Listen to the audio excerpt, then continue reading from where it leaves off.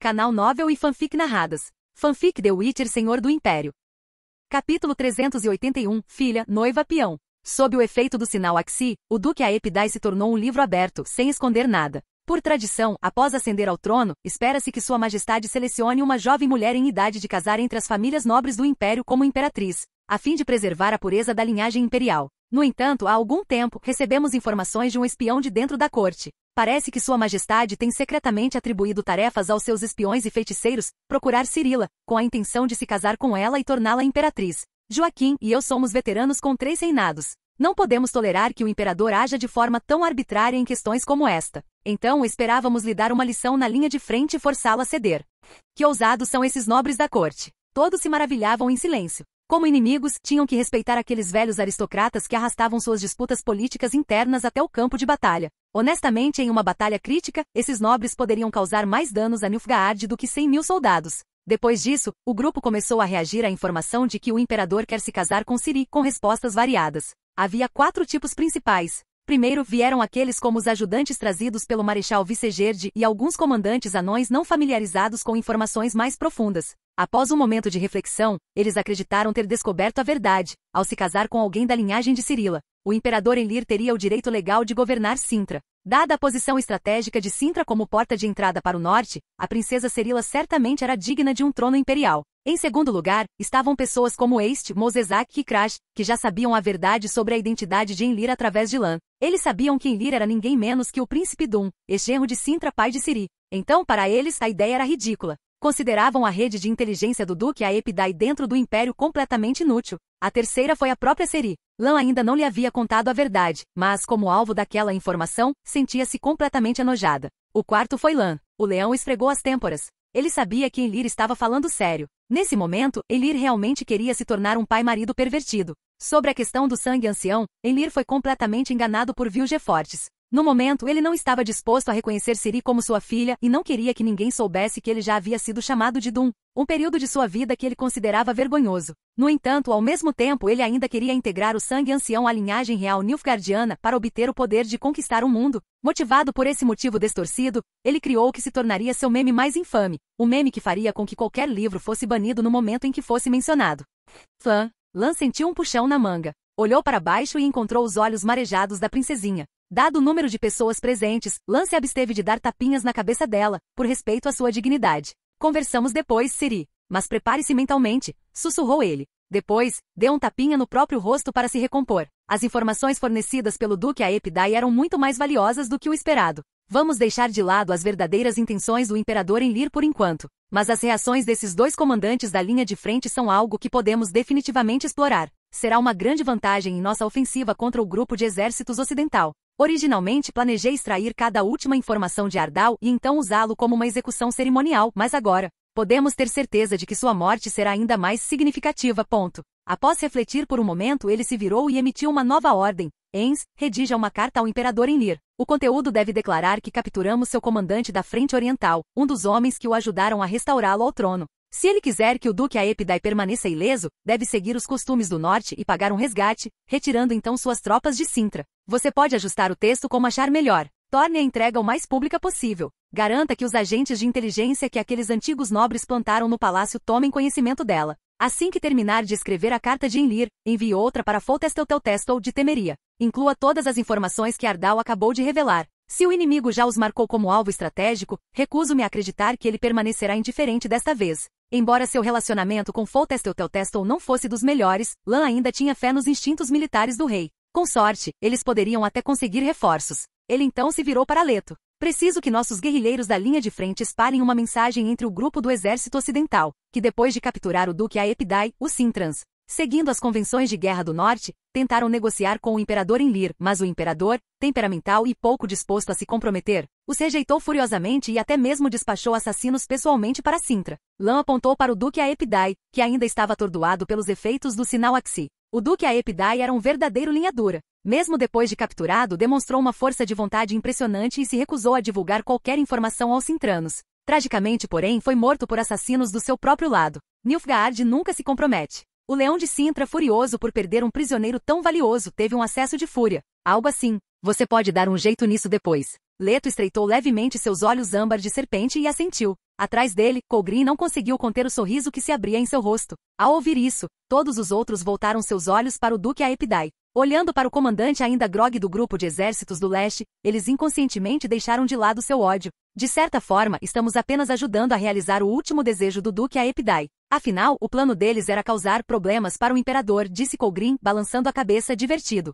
Agora não era só Colgrin. Todos estavam tentando conter o sorriso. Assim que os comandantes Sintra finalizaram seu curso de ação. Do outro lado da cidade de Brokilon, e além da própria floresta de Brokilon, um casco pisou em um pedaço de terra seca e sólida. Olhando para cima, o pelo negro desbotava, revelando uma pele pálida por baixo, tatuada com tatuagens mágicas encantadoras e sugestivas. Mais alto ainda, erguia-se um par de delicados chifres de cabra, e um rosto que combinava charme sensual e brincadeira inocente. Esta era Nanomi, a súcubo superior que Lan havia contratado como seguidora e trazido de Celílige. Mesmo de volta às ilhas, ela preferia ficar longe das multidões. Depois de chegar a Sintra, optou por morar nas profundezas da floresta de Brokilon. Ela se dava bem com as dríades, ocasionalmente participando de seus festivais com humanos para satisfazer as necessidades de sua espécie. Mas agora a súcubo havia cruzado montanhas e florestas. Diante dela, estendia-se um vale envolto em neblina, repleto de milhares de túmulos e lápides até onde a vista alcançava. Algumas lápides eram comuns, apenas lajes de pedra grosseiras e sem forma. Outras eram lisas e esculpidas em obeliscos ou monumentos.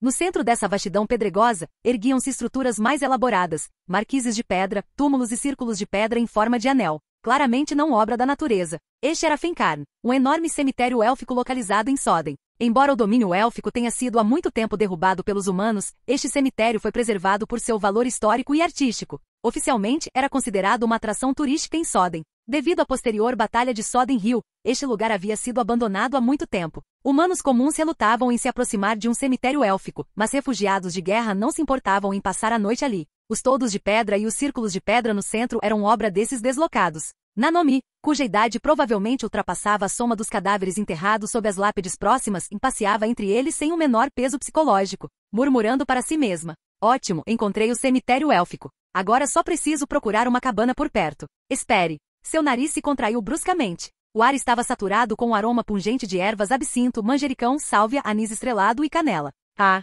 Um sorriso radiante surgiu no rosto de Nanomi, um sorriso brilhante o suficiente para fazer toda a cidade de Brokilon esquecer completamente as dríades. Venha cá, velho amigo. Eu te encontrei.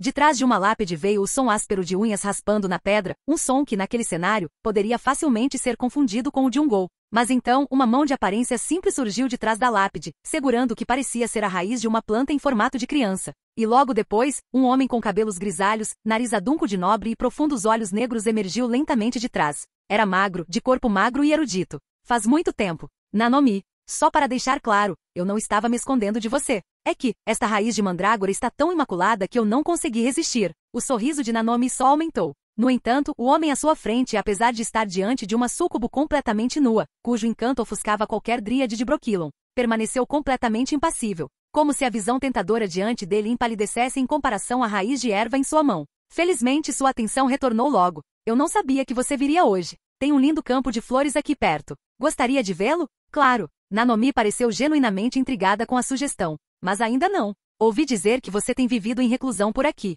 Trabalha como herbalista? Tecnicamente falando, sou um barbeiro-cirurgião, respondeu o homem com um sorriso seco. A guerra recente deixou muitos refugiados em seu rastro. Eu lhes forneço poções medicinais e trato seus ferimentos mais perigosos. Ah, e com o que eles te pagam? Ajuda na coleta de ervas? Ou eles simplesmente pagam com sangue? Nenhum dos dois. É de graça, disse o homem calmamente. Eu te disse há muito tempo, nossa espécie não precisa de sangue para sobreviver. Ha ha ha ha ha. Nanomi caiu na gargalhada, quase se dobrando. Você realmente devia deixar aqueles idiotas que te chamam de vampiro verem o que você está fazendo. É hilário. Vampiro é o termo educado. A maioria nos chama apenas de sugadores de sangue ou monstros, disse o homem ainda despreocupado. Mas eu entendo. Os humanos sempre temeram os poderosos e os desconhecidos. Isso não muda minha visão da vida. Ainda acredito que há uma genialidade brilhante na natureza humana. Tudo bem, grande filósofo. Sempre gosto de conversar com você. Você é muito mais divertido do que o resto da sua família com seu comportamento sério. Nanomi deu um tapa brincalhão nas bochechas, em seu estado desavergonhado de desnudez, o gesto causou uma onda de comoção. Então me diga, Nanomi, o que te fez vir me procurar assim de repente? Quando foi a última vez que nos encontramos? Décadas atrás? Séculos? O homem limpou delicadamente os últimos resquícios de terra da raiz de mandrágora em sua mão. Ouvi dizer que você estava vivendo confortavelmente em Celilege. Você deveria ter ficado. As coisas não andam exatamente tranquilas por aqui ultimamente. Até pensei em me mudar. A súcubo sorriu. Você nunca imaginaria meu motivo. Descobri o sangue ancião. Não apenas um, mas vários portadores. Eles ainda não estão totalmente amadurecidos, mas sua força já é impressionante. A conjunção das esferas se aproxima rapidamente. A geada branca se aproxima a cada momento. Nós dois já a testemunhamos antes. Sabemos o quão horrível ela pode ser. É por isso que me juntei ao lado do sangue ancião. É a escolha mais sábia. E então pensei em você, meu velho amigo Regis. Como companheiros de viagem da última conjunção, eu sabia que você também se interessaria pelo sangue ancião. Capítulo 382. Fogo no vento, aço no mar. 8 enormes navios de transporte navegaram pelo mar, desgastados pela jornada. Eram embarcações claramente antigas, não particularmente velozes. Felizmente, cada uma delas estava equipada com as velas mais resistentes, e os ventos fortes sopravam precisamente na direção para onde se dirigiam, proporcionando aos navios ampla propulsão. Na nau capitânia central da frota, um homem de meia idade, com uma jaqueta de pele de foca, estava de braços estendidos. À sua frente, um estranho cajado de madeira cravado no convés. Seus lábios se moviam silenciosamente em um encantamento. À medida que o feitiço avançava, o vento se intensificava. Estamos quase lá, disse um homem calvo de armadura a bordo do transporte da frente. Ele lançou um olhar para o druida, de quem poucos ousaram se aproximar, antes de voltar o olhar para a costa que se aproximava cada vez mais. Adiante fica o estuário do rio Yaruga. Depois que navegarmos, levará mais um dia. Não, talvez só meio-dia até chegarmos a Sintra. Finalmente estamos perto, disse uma voz ao lado do oficial careca, cheia de alívio. Quem falava era um homem com uma barba imunda e emaranhada, também vestido com uma armadura.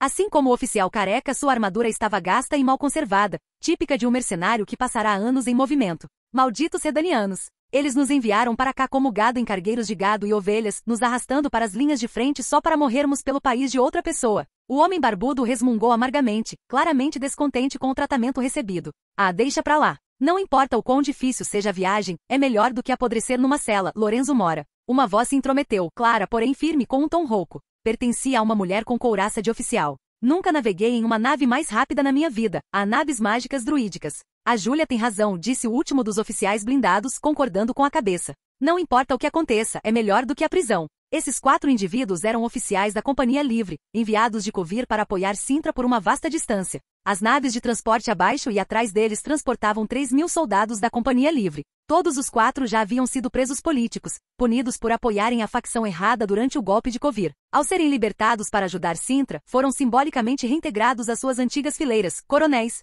Mas todos sabiam que aquelas patentes só tinham significado dentro da Companhia Livre, uma unidade composta inteiramente por criminosos. Nenhum deles poderia retornar a Covir. Seu futuro agora dependia inteiramente de como Sintra os trataria. O homem careca que falou primeiro chamava-se Adam Pangrat, e os outros 3 o consideraram o líder. Sim, qualquer coisa é melhor que a prisão, murmurou o homem barbudo, Lorenzo Mola, ainda resmungando. Mas deixe-me perguntar uma coisa a todos. Costumávamos ser homens de status, pessoas de posição. Vocês estão realmente dispostos a ser enviados para lutar uma guerra em alguma terra estrangeira como esta? Posso garantir que, dado o nosso status, seremos usados apenas como bucha de canhão. Lorenzo baixou a voz. Se quer saber, acho que deveríamos voltar agora. Comandando mais de 3.000 mercenários, poderíamos facilmente nos tornar uma das principais forças mercenárias do norte. E então venderemos essas 8 naves para financiar nossa startup. Isso não seria nem de longe suficiente para pagar 3.000 homens. Eles se dispersariam assim que sentissem o cheiro de problemas. Teríamos sorte se conservássemos algumas centenas, retrucou Júlia Batemarco, a única oficial mulher. Eu não passei todos aqueles anos na academia militar, lutando todas aquelas batalhas, só para me tornar uma mercenária imunda no final. Júlia está certa, ecoou o último oficial, Juan Gutierrez, mais uma vez ficando do lado dela. Ah, então, o que exatamente estamos buscando? Honra? Lorenzo zombou. Não se esqueçam, já perdemos nossos títulos. Nossas famílias nos renegaram. Até mesmo poder comandar esta unidade mercenária é uma espécie de misericórdia. Finalmente recuperamos nossa liberdade. Vocês estão mesmo planejando desperdiçá-la no campo de batalha de outra pessoa? Mas não é esta a nossa chance, disse a oficial Júlia em voz baixa e firme. Antes de vir para cá, fiz algumas pesquisas. O atual líder de Sintra é Lannister, o cavaleiro de todas aquelas baladas. Se o ajudarmos a vencer a guerra para recuperar seu reino, talvez possamos começar uma nova vida aqui. E se o mérito for recompensado, talvez até um título. Poesia é para crianças. Nunca deposite suas esperanças na misericórdia de um governante, porque governantes não têm nenhuma. Lorenzo, o homem barbudo, balançou a cabeça com desdém. Mesmo assim, acho que Júlia tem razão. Juan interrompeu novamente, apoiando-a. Lannister parece diferente. Mesmo na prisão, ouvimos histórias sobre ele. Os três discutiram até que todos os olhos se voltaram para seu comandante, Adam. O homem careca ficou parado contra a brisa do mar, imerso em pensamentos. Não podemos ignorar as preocupações de Lorenzo, mas as palavras de Júlia também têm peso, disse ele finalmente. A guerra é a nossa oportunidade e Sintra também pode ser. Sintra já estava devastada por Nilfgaard. Caso contrário, eles não teriam chegado até Kovir em busca de ajuda. Nossa companhia livre pode se tornar uma força decisiva nesta frente. Só isso já pode ser a nossa chance. Lorenzo, fique atento. Observe como Sintrans nos tratam. Se as coisas derem errado, sairemos do campo de batalha com toda a companhia. Foi uma análise notavelmente lúcida, embora nem todos parecessem totalmente satisfeitos com ela. Júlia hesitou como se quisesse falar, mas depois se conteve. Lorenzo, porém, não se conteve e retomou a reclamação. Adam, uma empresa não pode operar com duas estratégias ao mesmo tempo. Se quer saber, deveríamos simplesmente... Ataque inimigo. Um toque repentino e baixo de trombeta o interrompeu. Gritos estridentes ecoaram, chamando a atenção de todos. Os 4 oficiais olharam ao redor, alarmados, mas não havia inimigos à vista, até que os gritos vieram de cima.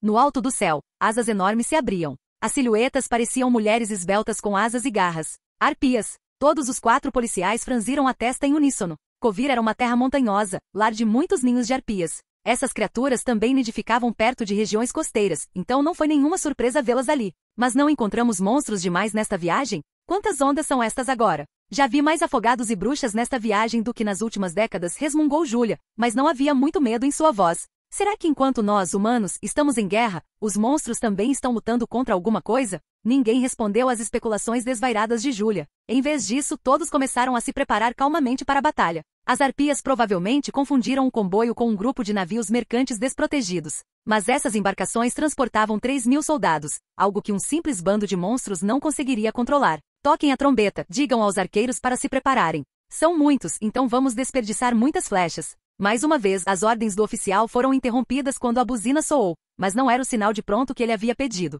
Era outro alarme. Au-cum-u. Todos olharam ao redor novamente e dessa vez avistaram a ameaça no mar. 3 pequenos navios pintados de preto cortavam as ondas em sua direção. Cascos estreitos, proas pontiagudas, cada um parecia poder transportar apenas algumas dezenas de homens. Mas era justamente isso que os tornava tão rápidos. Apesar de navegarem contra o vento, eles acompanhavam o ritmo da frota de transporte, impulsionados, nada menos, pela magia druídica. As expressões dos oficiais mudaram drasticamente. Eles reconheceram o design dos navios e gritaram em uníssono: invasores de Celílige? O choque deles era justificado. Eram, sem dúvida, navios de guerra. Se fossem mesmo de Celílige, mesmo com 3.000 mercenários a bordo, seus navios de transporte não ofereceriam muita segurança em mar aberto. Afinal, os lendários 300 piratas de Celílige repelindo 2.000 Nilfgaardianos eram um estudo de caso obrigatório em todas as grandes academias militares. De repente, uma forte rajada de vento uivou ao redor dos 4 oficiais. Um portal vermelho-fogo se abriu ao lado deles, e o druida que estava lançando feitiços na nau capitânia atravessou.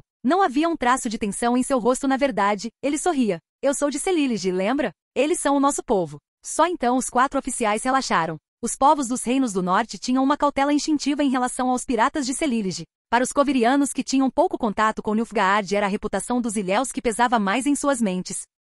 Naquele momento as arpias no céu, talvez percebendo os navios de guerra menores isolados como presas mais fáceis do que as embarcações de transporte, mudaram seu foco e começaram a voar em direção a eles. Eles mergulharam cada vez mais baixo, com o objetivo de emboscar os marinheiros no convés. Foi um erro. No momento em que os oficiais da Companhia Livre estavam prestes a perguntar ao druida se ele precisava de ajuda, eles viram uma figura aparecer no convés do navio de guerra, um homem solitário subindo para enfrentar os monstros no ar. Ele não desembainhou uma espada, mas a cada movimento de sua mão, uma estranha onda de choque irrompia. Cada explosão fazia várias arpias caírem do céu, como se atingidas por uma força invisível. Se batessem no convés, eram rapidamente liquidados. Se caíssem no mar, suas asas, ao contrário das sereias, ficavam encharcadas, encalhando-as temporariamente e deixando-as vulneráveis aos arpões dos marinheiros. Em apenas algumas respirações, metade das arpias já estavam mortas. As criaturas restantes se dispersaram em pânico, mas o homem no convés não havia terminado. Ele estendeu a mão para trás e sacou uma besta de mão primorosamente confeccionada, usando movimentos experientes para continuar a abater os monstros em fuga.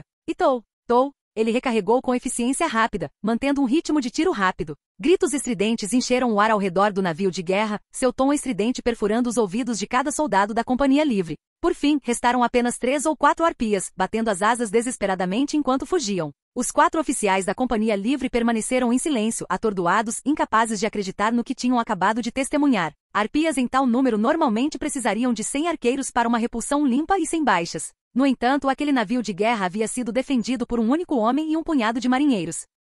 Capítulo 383. Aço, fogo e olhos âmbar. Todos os Celiliger são, assim? Júlia murmurou, incrédula. O druida apenas sorriu e não disse nada. O navio de guerra logo se aproximou da nave de transporte onde os oficiais estavam. Daquela altura, eles podiam ver claramente duas bandeiras hasteadas em sua torre de observação. Uma ostentava o símbolo da cabeça de dragão índigo do clã Tuirciás das Ilhas e a outra, o estandarte azul com 3 leões de Sintra. Após uma breve troca de sinais com bandeiras, o navio de guerra atracou e 2 homens embarcaram. Um deles imediatamente roubou a atenção de todos no convés. Era o mesmo homem que havia derrubado sozinho a maioria das arpias. Ele usava o cabelo no estilo tradicional dos ilhéus e vestia uma armadura de couro cravejada. Seus braços musculosos estavam nus, um pingente em forma de cabeça de urso rugia sobre o peito e 2 espadas estavam presas às costas. Ele tinha a constituição física de um urso, a aura de um urso, e sem dúvida a força de um. O tipo de homem que se reconhece instantaneamente como um guerreiro. A única estranheza eram seus olhos cor de âmbar. Gerd, disse o druida, sorrindo enquanto abria os braços.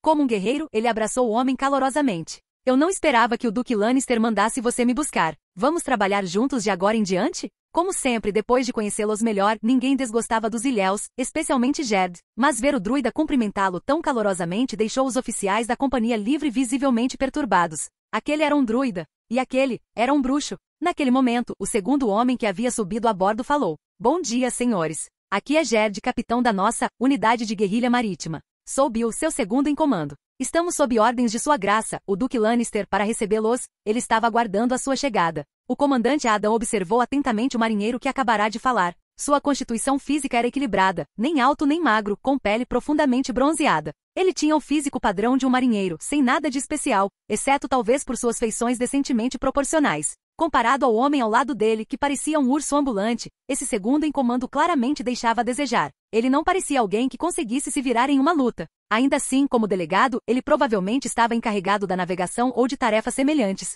Ou talvez tivesse sido simplesmente enviado por superiores para ficar de olho no bruxo. Então, por favor, mostre o caminho. Já faz algum tempo que estamos ansiosos para conhecer o Duque.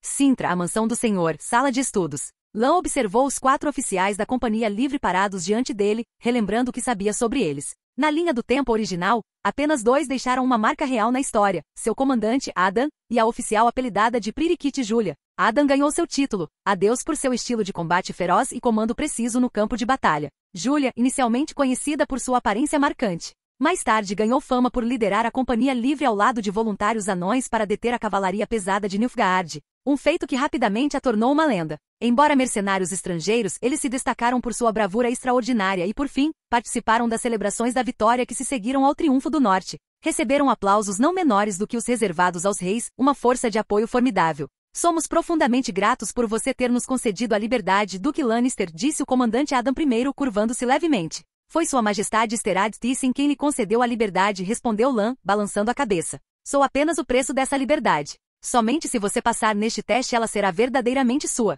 Lan não mediu palavras. Ele os poupou da polidez e das formalidades vazias reservadas ao trato com reis. Eram soldados profissionais e respondiam bem a conversas francas. Sua franqueza parecia, na verdade, deixá-los mais à vontade. Vocês vão lutar em minhas terras por mim, e não os tratarei injustamente. Sei que vieram na forma de uma companhia de mercenários, então lhes darei uma compensação adequada. Quando a batalha terminar, esse dinheiro poderá ajudá-los, agora livres da prisão, a buscar uma nova vida, ou com base no mérito. Poderão encontrar um lugar aqui em Sintra. Sintra acolhe todos aqueles que compartilham nossos ideais. No entanto, Lan mudou o tom de voz. Sabia muito bem que a Companhia Livre, composta por prisioneiros políticos, criminosos de guerra e párias, não era uma organização digna de confiança cega. Era melhor estabelecer as regras claramente desde o início, antes que qualquer problema surgisse mais tarde. Mas antes que ele pudesse terminar, uma explosão repentina de barulho surgiu do lado de fora da janela, caótica e estridente, irritando instantaneamente os nervos. Vossa Graça! Uma voz chamou do lado de fora da porta. Após receber permissão, House entrou.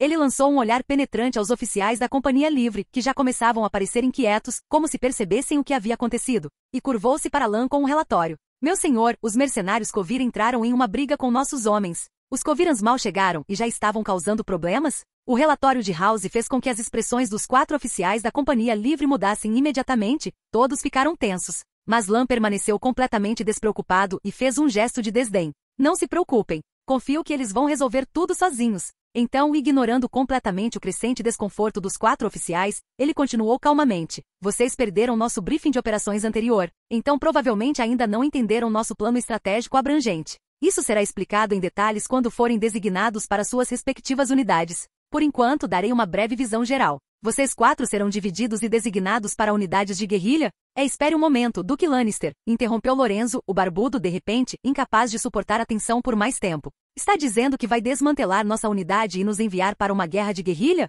As palavras de Lan foram abruptamente interrompidas. A expressão de House escureceu imediatamente. Seu braço se moveu, a mão pousada na espada longa com cabeça de leão em sua cintura. Lan ergueu a mão para sinalizar para House manter a calma e então olhou para cima. Aqueles olhos de leão sem emoção se fixaram em Lorenzo. Não demorou nem 2 respirações completas para que Lorenzo fosse forçado a desviar o olhar. Naquele momento, ele se sentiu como uma presa sendo encarada por um leão. Sob o olhar severo de seu comandante, Adam, Lorenzo não teve escolha a não ser se desculpar. Perdoe minha grosseria, Duque Lannister. Lan manteve o olhar fixo em Lorenzo. Só quando os outros 3 oficiais começaram a se mexer, desconfortáveis e pareciam prontos para intervir, ele finalmente falou novamente em tom tranquilo. Pelo que eu sei, a Companhia Livre não tem uma estrutura de unidade digna de menção. Seus soldados são condenados recém-libertados, sem treinamento militar unificado. Não há tempo para cultivar lentamente a coordenação deles com minhas tropas. Designá-los para as forças de guerrilha é o caminho mais razoável. Jogá-lo direto na linha de frente resultaria em baixas desnecessárias.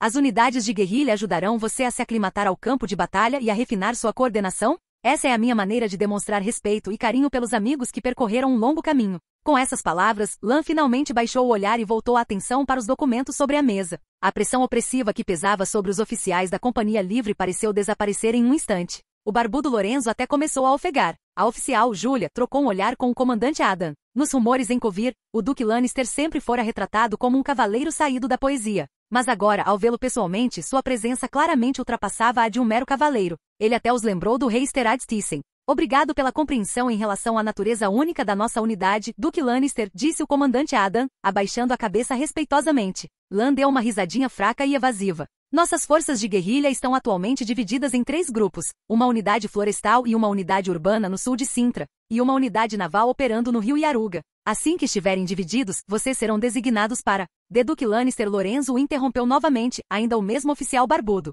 Nossos Covirans são criminosos desafiadores e indisciplinados. Sobre desmantelar nossa unidade. A Clang. House já estava farto. Ele avançou num piscar de olhos, sua espada longa com cabeça de leão cortando o ar em um arco rápido.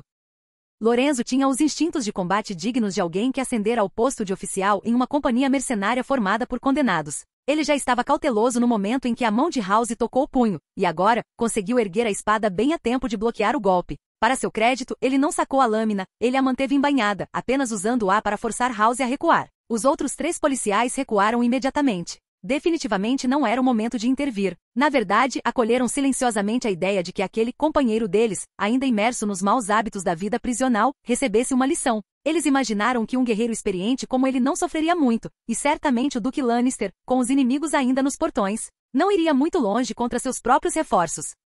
Capítulo 384. A chama do Imperador. Com o estrondo estridente, House se moveu mais rápido do que qualquer um esperava. Num piscar de olhos, ele estava bem na frente de Lorenzo. Lorenzo sentiu como se um martelo tivesse batido na bainha de sua espada. Seus braços erguidos foram puxados para trás sem resistência, e a força os empurrou com força contra seu próprio peito. Naquele instante foi como se toda a sua cavidade torácica e os órgãos internos tivessem sido atingidos diretamente. A dor explodiu por seu torso, fazendo com que a parte superior do corpo se projetasse para frente de forma incontrolável, deixando-o completamente incapaz de continuar resistindo. House, vendo a cabeça do oponente praticamente entregue a ele, não hesitou. Levantou o cotovelo e inverteu a pegada da espada, acertando o punho na lateral do rosto de Lorenzo. Lorenzo girou com o golpe e caiu no chão, cuspindo um jato de dentes quebrados e sangue. Agora você vai guardar suas opiniões para si mesmo, disse House friamente. A sala ficou em silêncio. Os 3 oficiais restantes da Companhia Livre olharam para House, com uma mistura de choque e inquietação nos olhos. Eles variavam em suas habilidades de comando estratégico, mas em termos de habilidade bruta de combate, todos estavam praticamente no mesmo nível. No entanto, este homem comum, nem mesmo um cavaleiro, apenas um guarda-costas, havia dominado Lorenzo com facilidade? E não foi um ataque surpresa. Todos estavam em guarda no momento em que a mão de House tocou o cabo da espada. Lan permaneceu calmamente concentrado nos documentos à sua frente, aparentemente indiferente a todo o evento. Sem que ele demonstrasse reação, ninguém mais ousou dizer uma palavra. Apenas Lorenzo jazia gemendo de dor no chão. De repente, uma explosão de ruído irrompeu do lado de fora da janela, quebrando o silêncio no quarto. Desta vez, além de xingamentos em vários dialetos, gritos de dor se misturaram. Os sons ficaram mais altos, especialmente os gritos. Lan franziu a testa e saiu para a sacada. Com as portas escancaradas, o barulho lá fora ficou muito mais claro. Os 3 oficiais restantes da Companhia Livre trocaram olhares e, ao sinal de Lan, o seguiram com curiosidade. O que viram foi algo que jamais esqueceriam. Eles esperavam ver os mercenários que trouxeram em confronto com os soldados cintranos e já tentavam imaginar como explicariam isso ao Duque Lannister. Mas, na realidade, quase todas as tropas cintranas, e até mesmo a maioria dos covirianos, haviam recuado para bem longe do local. Apenas 2 figuras permaneceram na luta. Uma delas era um homem com a constituição de um urso, o bruxo Jed. Ele avançou sozinho para o meio de mais de uma dúzia de homens. Todos se controlavam, mantendo as mãos longe das armas, então os golpes caíam como chuva torrencial. Mas Jed respondia com ataques que surgiam como ondas quebrando, ignorando socos e chutes enquanto facilmente esmagava todo o esquadrão. Um homem havia derrotado uma equipe inteira. Esse homem não parecia apenas um urso em tamanho e presença, ele tinha a força de um urso. Os 3 oficiais da Companhia Livre olharam incrédulos enquanto Jed, ainda cheio de energia após derrotar o primeiro esquadrão, começou a procurar seu próximo alvo. E quando pensavam já ter visto de tudo, a cena do outro lado tomou um rumo surreal. Um urso gigante com mais de 3 metros de comprimento atacava violentamente um grupo de covirianos que ainda resistiam. O urso, de alguma forma, havia retraído suas garras e dentes e, em vez de atacá-los, estava espantando os mercenários como crianças, com patas maiores que uma cabeça humana. Aquele urso e as pessoas próximas foram a principal fonte dos gritos de dor que eles ouviram antes. Duque Lannister, gritou Julia atordoada. Isso. Esse é o capitão da unidade de guerrilha naval e seu segundo em comando, respondeu Lan calmamente, olhando para a gatinha afobada. Eles serão seus comandantes quando você for designado para a unidade deles. Em pouco tempo, todos os mercenários covirianos envolvidos na briga foram derrubados no chão. Os mercenários restantes ficaram paralisados, olhando uns para os outros com desconforto. Jed girou o pescoço casualmente, despreocupado com os grandes hematomas que surgiam em seus braços. Enquanto isso, o enorme urso caminhava lentamente ao seu lado. Diante dos olhares atonitos dos 3 policiais, uma série de estalos irrompeu como pipoca enquanto os ossos do urso se moviam e estalavam. Seu corpo encolheu, os pelos recuaram, e ele se transformou novamente no jovem que tinham visto antes. Os 3 policiais ficaram estupefatos, boquiabertos, incapazes de falar. House caminhou lentamente até Lan e falou baixinho. Vários soldados da Companhia Livre tentaram desertar. Jed os capturou e executou a maioria na hora. Então, um mal-entendido surgiu entre ele e alguns dos outros mercenários, o que levou à briga. Considerando que a Companhia Livre era composta por condenados recém-libertados, tais incidentes não eram surpreendentes. Aliás, era ainda mais surpreendente que apenas alguns tivessem tentado fugir. Lan assentiu. Então o mal-entendido foi esclarecido. Adam assentiu inexpressivamente em resposta. Você disse que a maioria dos desertores foi executada na hora. Então isso significa que alguns ainda estão vivos, certo? Sim, milord. Lan virou-se para Adam. Entregue todos os desertores para mim. Eles serão executados publicamente. Quanto aos que participaram da briga, eles são seus. Espero resultados com os quais ficarei satisfeito. Você consegue? Adam não ousou mais encarar Lan. Suas ordens serão cumpridas. Assim que retornarem, comecem a desmembrar a companhia. Mandarei os 3 comandantes da guerrilha, incluindo Jed, virem selecionar seu pessoal. Cada um de vocês se juntará a uma das unidades deles. E parece que o coronel Lorenzo precisará de tempo para se recuperar dos ferimentos, então a divisão será equilibrada. Adam curvou a cabeça ainda mais. Cumpriremos todas as suas ordens. Que estrondo! Com um estrondo estrondoso, um portal carmesim se abriu. Uma feiticeira surgiu. Seu corte de cabelo curto e estiloso lhe dava um toque distinto, e ela usava um suntuoso vestido de corte decotado. Como todas as feiticeiras, ela exibia seu charme com uma confiança irrestrita. Mas apesar de sua figura radiante, sua expressão era visivelmente sombria e cansada. Estava claro que a vida não tinha sido gentil com ela ultimamente. Fringilla Vigo suspirou e olhou ao redor. Os soldados posicionados para guardar o círculo de teletransporte de longo alcance abaixaram a cabeça instintivamente ao vê-la, embora seus olhos revelassem um olhar sutil e persistente em seu corpo. Além deles, estendia-se um acampamento militar sem fim, com bandeiras negras de sol tremulando em todas as direções. Se alguém subisse mais alto, o rio Yaruga poderia até ser avistado à distância. Lady Vigo, um oficial que aguardava havia muito tempo, se adiantou. Por favor, venha comigo. Sua Majestade está esperando. Ao contrário dos soldados, os olhos desta oficial não demonstravam nenhum traço de respeito por seu poder mágico, apenas um desprezo velado. Fringilla não gostou daquele olhar. Ele era apenas um oficial de patente média. Que direito tinha de olhar para uma feiticeira como ela com tanto desdém? Especialmente uma cujo poder era suficiente para servir como conselheiro real no norte? Mas Fringilla sabia que aquele era o acampamento militar nilfgaardiano, não o norte. Então engoliu o orgulho e seguiu o oficial a passos largos em direção ao gabinete do imperador. Ela parecia ter chegado atrasada. Outros já estavam presentes. Enquanto olhava ao redor da sala, Fringilla ficou surpresa ao ver que todos os outros presentes eram feiticeiros ou feiticeiras de poder igual ou maior. Havia um ancião de cabelos brancos, Chartzius. Entre todos os magos nilfgaardianos, ele era o mais estimado e um dos mais poderosos, especialmente em astrologia e magia profética. Fringilla sabia que na época do usurpador, Chartzius ajudara o então príncipe Enlir a quebrar uma maldição que lhe fora imposta, conquistando grandes recompensas e o profundo favor do imperador. O próximo era um homem de cabeça raspada, Vanyamar. Ele se especializou em magia de fogo, que os feiticeiros do norte frequentemente consideravam uma arte proibida. O fogo era a mais violenta das forças, e o fato de Vanyamar poder manejá-lo com tanta precisão revelava seu domínio sobre a energia do caos. Fringilla acreditava que seu poder mágico rivalizava com o dela. Por fim, uma feiticeira com um lenço vermelho na cabeça e um gato preto empoleirado no ombro, Assiri Varanaid. Ela vinha das províncias mais ao sul do império, uma verdadeira cidadã de Nilfgaard. Ela não parecia estar de bom humor. Fringilla sabia o porquê. O filho de sua sobrinha neta, Cair Mavrdyffrynyaepsialas, fora morto em Sintra pelo Leão Lã enquanto perseguia a princesa Ciri. Assiri levará isso a sério e não o abandonara desde então.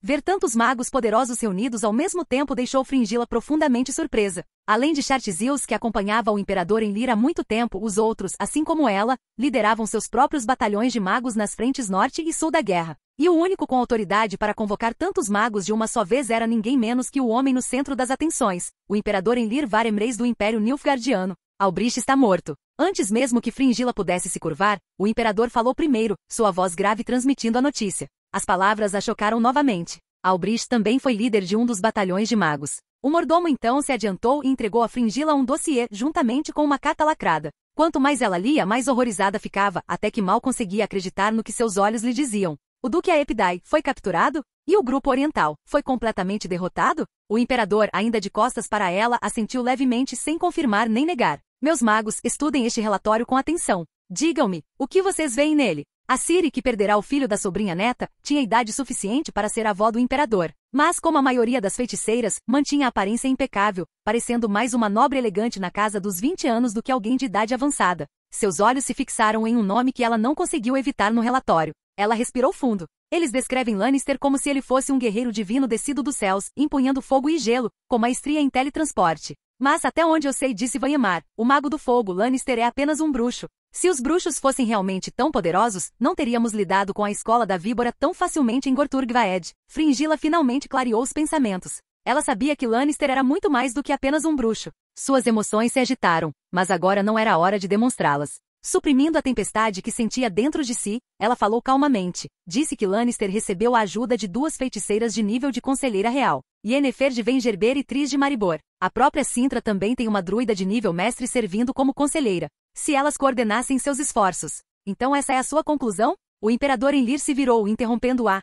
Que os Lannister só alcançaram resultados tão milagrosos por causa da magia? Naquele momento, todos os magos instintivamente abaixaram a cabeça. Enlir Varemreis era, segundo todos os relatos, apenas um humano comum, e mais jovem do que muitos dos feiticeiros presentes. No entanto, a força de sua presença os fazia sentir como se estivessem olhando diretamente para o sol. Por um longo tempo ninguém ousou falar. Então o imperador deu sua ordem. Quero todos vocês na linha de frente. Levem seus batalhões de magos. Para Sintra e a Persodem, majestade? Para proteger o Duque de Vete e o Marechal Meno, para evitar outra tentativa de assassinato? Não. Fringilla ouviu a voz fria do imperador responder. Apenas para Persodem. Vocês irão lá e se colocarão sob o comando do Marechal Meno. Capítulo 385. Sob a chuva, um nome. Os 3 magos de alto escalão, cada um liderando uma unidade de magos, ficaram visivelmente surpresos com o que ouviram. Os magos do norte foram por muito tempo mimados e superestimados, criando uma geração de imbecis políticos que viviam em conforto e ociosidade. Mas era diferente com os magos do Império do Sul. Eles não eram acadêmicos nem magos evasivos. Muitos serviram no exército ou na corte e possuíam um aguçado instinto político. E o que o imperador tinha acabado de dizer? Havia uma riqueza de implicações em suas palavras. Os 3 jovens magos só conseguiram concordar com a cabeça. Não ousaram comentar sobre estratégias. Somente o mais velho entre eles, Chartzius, estava qualificado para oferecer conselhos ao imperador. Majestade. A fala de Chartzius estava terrivelmente arrastada, então ele se esforçou para se inclinar mais perto do imperador imóvel. mas ainda manteve uma distância cuidadosa e respeitosa, esperando que suas palavras chegassem aos ouvidos do imperador. Se as informações estiverem corretas, as táticas de Lannister são extremamente perigosas para o Duque de Vette. O grupo de exércitos ocidental tem menos tropas que o grupo oriental e corre o risco de ser derrotado da mesma forma. E se todas as unidades de magos estiverem concentradas no grupo de exército central, não haverá chance alguma de enfrentar Lannister. Chartzius era considerado um dos mais próximos do imperador. Embora seu corpo frágil raramente lhe permitisse falar, sempre que o fazia suas palavras tinham peso. Mas agora o imperador parecia não ouvi-lo. Permaneceu imóvel, sem dar sinal de reconhecimento. Nem mesmo Chartzius ousou dizer mais uma palavra. Os 3 jovens magos receberam suas ordens e rapidamente se retiraram para reunir suas respectivas unidades de magos.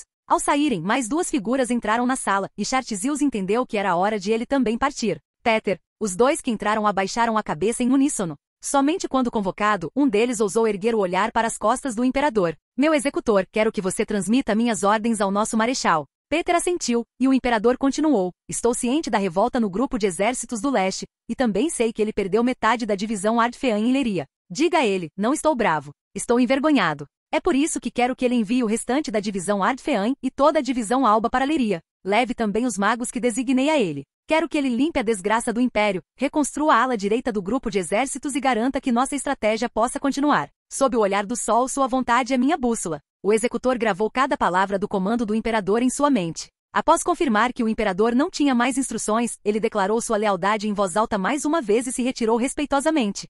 Agora, apenas 2 pessoas permaneciam na sala, o imperador e um último homem. Seu nome era Stefan Selin, um legista e agente de inteligência da rede de espionagem imperial. Ao contrário dos magos e oficiais que o antecederam, ele era uma figura que vivia e trabalhava inteiramente nas sombras. E talvez por isso, encarar as costas do imperador agora o enchia de pavor. Ele não sabia por que o imperador havia escolhido falar com ele a sós. Selin. No silêncio sufocante, o agente finalmente ouviu o imperador chamar seu nome. Majestade. Ele respondeu alto e imediatamente. Você me decepcionou, foram as próximas palavras do imperador, e Stefan sentiu seu coração quase parar. Ele sabia exatamente a que o imperador estava se referindo. Eu te dei uma tarefa secreta. E em vez de lidar com ela pessoalmente, você contatou outras pessoas na tentativa de realizá-la embora, sim, eu tenha te dado essa autoridade. Você contatou Cair, e ele morreu na estrada da capital de Sintra para Brokilon. Você contatou Riense, e aquele mago caiu em Novigrad. Você até recorreu ao Albrish, e ele pereceu em Leiria antes mesmo de poder começar. Stefan começou a tremer. Ouviu o imperador continuar. Então você me decepcionou. Uma vez, depois 2 vezes e depois uma terceira. Há quanto tempo não lhe dei esta missão? Desde antes do massacre de Sintra, Majestade, respondeu Stefan, com o suor escorrendo pela testa e pingando em gotas grossas.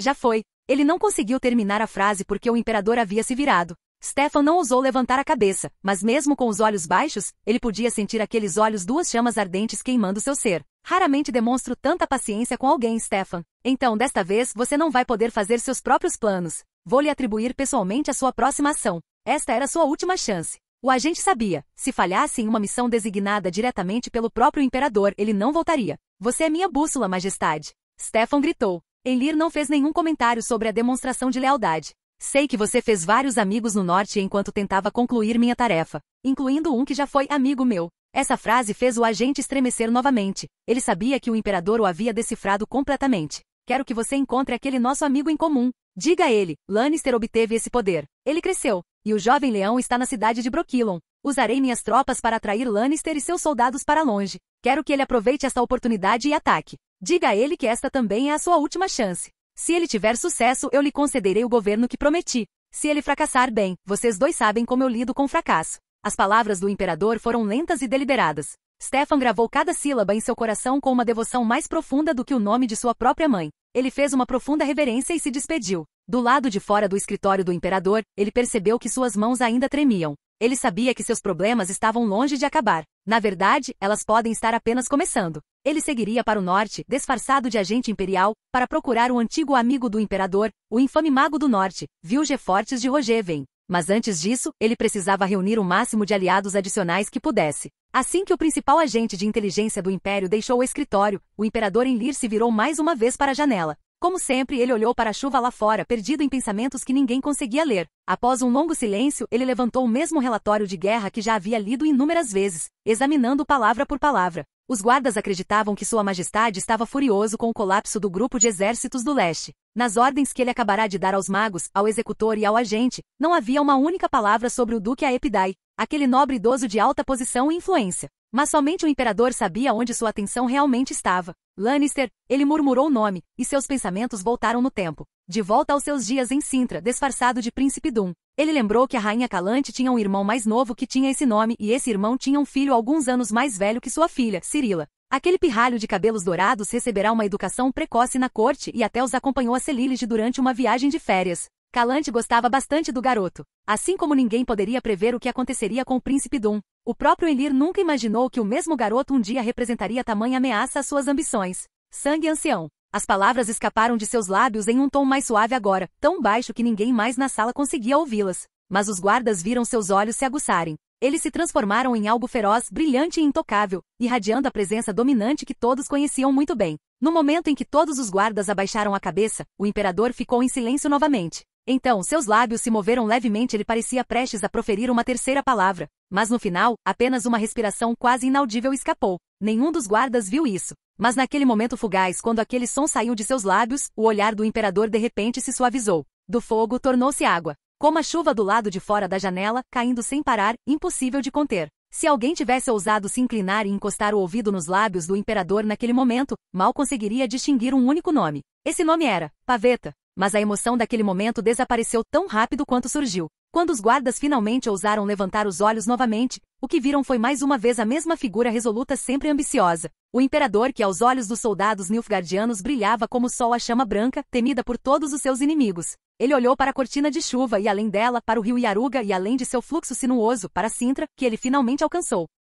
Capítulo 386, onde as sombras respiram. Um soldado vestido com uma armadura negra parou cautelosamente na orla da floresta, com sua unidade de patrulha se formando ao seu lado. À sua frente estendia-se uma floresta escura como breu, e sob o luar, cada sombra parecia a boca aberta de uma fera. Não se ouvia um único canto de pássaro, nem mesmo o chilrear dos insetos. Um silêncio estranho e sinistro pairava no ar. O patrulheiro sentiu o terror tomar conta de suas entranhas, como se enguias escorregadias estivessem se contorcendo em seus intestinos, procurando desesperadamente uma saída. Uma hora atrás, eles receberam ordens de se mover. Eles esperavam que o frio da noite e a repetição entorpecida das rotinas extenuantes de patrulha, ensinadas a eles mais de 100 vezes, suprimissem seu medo. Eles estavam errados. Uma hora se passou. Eles haviam marchado cerca de 2,5 quilômetros em território inimigo perigoso, e ainda assim o medo consumia. Eles tinham medo dos guerrilheiros cintranos. Havia rumores de que o leão de Cintra poderia comandar as feras da floresta, que ele havia domesticado as serpentes e os leopardos que espreitavam nas profundezas da floresta e os transformado em assassinos humanoides à espreita do exército negro. Por isso, dizia-se que os guerrilheiros de Cintra eram tão ferozes quanto animais selvagens. Em resposta a tais rumores, oficiais superiores instruídos os repreenderam, alegando que aqueles líderes guerrilheiros com olhos de besta eram meros bruxos, aberrações nascidas de mutação alquímica, e que poderiam ser mortos por 5 homens, talvez até 3 se tivessem espadas. Mas isso pouco fez para aliviar o medo da unidade de patrulha em relação aos guerrilheiros de Cintra. Para o exército negro estacionado em Cintra, esses assassinos evasivos causaram danos muito maiores. Você ouviu? Motivado pelo medo, um dos soldados normalmente disciplinados do exército negro não conseguiu evitar falar, esperando que a conversa pudesse amenizar o terror. O que o senhor está tentando dizer, cabo? O comandante da patrulha era um tenente. Ele olhou para o cabo que falava, mas não o interrompeu. Ele também provavelmente precisava de algo para acalmar os nervos. Ouvi dizer que o grupo de exércitos do leste foi esmagado. Você quer virar exemplo? Falando assim, o tom do tenente endureceu. Isso é só trapaça de Cintra. Mentira. Eles não ousam nos enfrentar em campo aberto, então recorrem a bandos de guerrilha e ataques furtivos. Agora estão até usando boatos covardes como este para nos abalar. Mas também ouvi dizer que o Duque Aepidai foi capturado. Você ainda não vai ficar calado, cabo? O cabo fez uma pausa e murmurou. Não era só isso que eu ia dizer. Ouvi dizer que os Cintrans se ofereceram para trocar prisioneiros. Eles estavam dispostos a mandar o Duque Aepidai de volta. Mas Sua Majestade recusou. A patrulha inteira parou no meio do caminho. Estamos falando do Duque Aepidai, murmurou o cabo. Desde que esse boato começou a se espalhar, você não acha que algo está estranho com o Duque de Vete? O tenente lançou um olhar duro ao cabo Tagarela. Você realmente quer ser um exemplo, não é? Mas o cabo continuou resmungando. Nossas zonas de patrulha estão ficando cada vez menores, nossas horas de treinamento, mais curtas a cada dia. Agora somos praticamente a equipe de logística do Marechal. O resto da patrulha permaneceu em silêncio. Todos eles podiam sentir claramente a mudança dentro do grupo de exércitos ocidental. Como seu comandante, o Duque de Vete havia se tornado negligente há muito tempo. E desde a notícia da captura do Duque Aepidai, essa negligência só aumentou. Sua atitude contagiou todo o grupo ocidental, assim como esse tenente que ainda gritava sobre dar exemplos, mas não levantou um punho sequer em direção ao cabo Tagarela durante todo o tempo. Se você está tão preocupado com o que está acontecendo lá em cima, o tenente disse, então por que não reunir um pouco de coragem e ajudar a eliminar o perigo para nós? Ele apontou para a floresta escura e profunda à frente. Vamos cumprir o nosso dever real, vamos deter aqueles guerrilheiros sintranos. O cabo resmungou novamente, respondendo vagamente, a floresta não é assustadora. Mas, e se realmente houver guerrilheiros lá dentro? A patrulha, que tinha acabado de começar a se mover, congelou novamente. Em um instante, imagens de companheiros soldados que enfrentaram os guerrilheiros de Sintra e morreram passaram por suas mentes. Bem, senhor, a voz do cabo estava rouca. Você ainda quer entrar naquela floresta? Nossas ordens eram para patrulhar a área num raio de 5 quilômetros ao redor do acampamento. Concluímos a tarefa. Não adianta perder mais tempo. Retirar. Na escuridão, a unidade de patrulha do Sol Negro, vestida com armadura preta, recuou apressadamente. Sem a tagarelice deles e sem insetos ou pássaros para quebrar o silêncio, a floresta parecia ainda mais sem vida. De repente, a apenas 20 passos de onde a patrulha estava, um enorme tronco de árvore ondulou como água. Com uma longa expiração, uma maga com cabelos negros esvoaçantes estabilizou a energia caótica em sua mão. Com um movimento de cabelo, o aroma de lilazes e groselhas impregnou o ar da floresta. 2 homens surgiram atrás dela. Um deles era enorme, com os braços nos mais grossos que a cintura do mago. Seu couro cabeludo careca brilhava com dobras de músculos e gordura, e seus olhos eram aguçados como os de uma víbora. O outro tinha longos cabelos branco-prateados como os de um velho. Seu corpo era bem proporcionado e seu rosto inexpressivo. Geralt ficou atrás de Yennefer e quando a feiticeira levantou uma sobrancelha, ele respirou fundo. Mesmo enquanto fazia isso, seu rosto permaneceu inexpressivo, seu olhar frio e fixo na patrulha nilfgaardiana que partia. E aí, Leto? O lobo branco se virou para encará-lo. A esta distância, você consegue ver os rostos deles claramente? Podemos fazer isso hoje à noite? Na escuridão, as pupilas âmbar e serpentinas de Leto brilhavam. Ele lançou um olhar que só poderia ser descrito como de um predador avistando sua presa. O veneno de Colgrin já fez efeito. Reúnam os outros. Vamos embora hoje à noite. Desde que retornaram de Novigrad, apenas Colgrin permaneceu ao lado de Lan entre os bruxos da escola Víbora. Quanto ao líder da escola, Leto, juntamente com Alques e Serrit, os 3 permaneceram em Sintra. A Ordem dos Bruxos seria reconstruída em Sintra, e como a escola Víbora foi a primeira a se alinhar à causa de Lan, seria tolice da parte de Leto não usar essa vantagem para revitalizar completamente sua escola. Afinal, na linha do tempo original, Leto fora o mais proativo entre todas as escolas na busca por seu renascimento. Ele até mesmo aceitou um contrato do imperador Enlir para assassinar o rei Demavin III de Aedir e o rei Foltestelteltestol de Temeria. Agora, enquanto Leto olhava para Sintra, uma terra esperando para ser reconstruída, e seus cidadãos, que graças a Lan, tinham uma predileção inata pelos bruxos, ele percebeu que esta poderia ser a melhor chance para a Irmandade dos Bruxos ressurgir desde sua criação, e ele pretendia aproveitar essa oportunidade como chefe da escola Viper, participando da restauração da nação. De qualquer forma, não era a primeira vez que um bruxo da escola Víbora assumia uma nova função. Após avaliar seus próprios pontos fortes e experiência, Leto relatou decisivamente seu plano de formar uma unidade de guerrilha a Mosezak e Vicegerd, e recebeu total apoio deles. No início, a força guerrilheira era pequena. Leto servia como comandante, com Alques e Serrit liderando seus próprios esquadrões. Cada bruxo liderava uma unidade de cerca de 100 homens. Mas com a chegada da Escola do Lobo, a força guerrilheira cresceu gradualmente para mais de 1000 combatentes. Normalmente a força operava como esquadrões independentes, atacando os comboios de suprimentos de Nilfgaard e emboscando patrulhas ou grupos de reconhecimento. Sempre que encontrava uma companhia nilfgaardiana isolada ou uma pequena unidade de cerca de 100 homens, os esquadrões de guerrilha podiam se reagrupar e organizar um combate completo. Estranhamente, o exército nilfgaardiano estacionado em Sintra não demonstrava a agressividade habitual que outrora os guiara nas conquistas do sul e nas marchas para os reinos do norte. Isso tornou as coisas surpreendentemente tranquilas para Leto e seus guerreiros. Sua mobilidade só melhorou quando a frota de Celile já abriu uma rota aquática. Em pouco tempo, Nilfgaard parou completamente de posicionar forças menores em campo. Suas tropas foram reagrupadas em batalhões e divisões, estacionados em grandes cidades e fortalezas fortificadas. Então, Leto foi forçado a um impasse com eles. Até agora, Lan retornou trazendo novos reforços, e emitiu uma ordem de mobilização em larga escala. Colgrin e Geralt juntaram-se à força de guerrilha, e os mercenários de Kovir ajudaram a repor sua força de trabalho. Isso deu a Leto a liberdade de finalmente lutar sem restrições. Sua posição atual era Oxebuis, na região centro-norte de Sintra, o principal celeiro de Nilfgaard. No entanto, com o avanço da contraofensiva de Sintra, este depósito se tornou muito próximo das linhas de frente. Com o assédio constante dos ataques da guerrilha, Nilfgaard já planejava uma realocação estratégica. Para proteger seus comboios de suprimentos de emboscadas, o Duque de Vet enviou uma unidade à linha de frente para cercar as forças de Sintra e de Celilge. Ao mesmo tempo, enviou numerosos grupos de reconhecimento, independentemente das perdas, para impedir a infiltração inimiga. Por fim, o grupo de exércitos ocidental enviou mais 5.000 soldados para reforçar Oxebuice e proteger a defesa do celeiro, tornando-o quase inexpugnável. Nessas condições, somente as forças guerrilheiras poderiam ter esperança de se infiltrar na área. Mesmo assim, apesar de serem liderados por bruxos, e mesmo com Yennefer concordando em deixar sua mansão para ajudar Geralt, ainda era difícil para os guerrilheiros enfrentar um inimigo que os superava em número várias vezes. Eles tiveram que confiar em táticas inteligentes para atingir seus objetivos. Felizmente, parecia que o grupo de exércitos ocidental não tinha uma unidade de magos. Se tivessem uma, Leto e seus combatentes não teriam escolha a não ser permanecer escondidos na selva.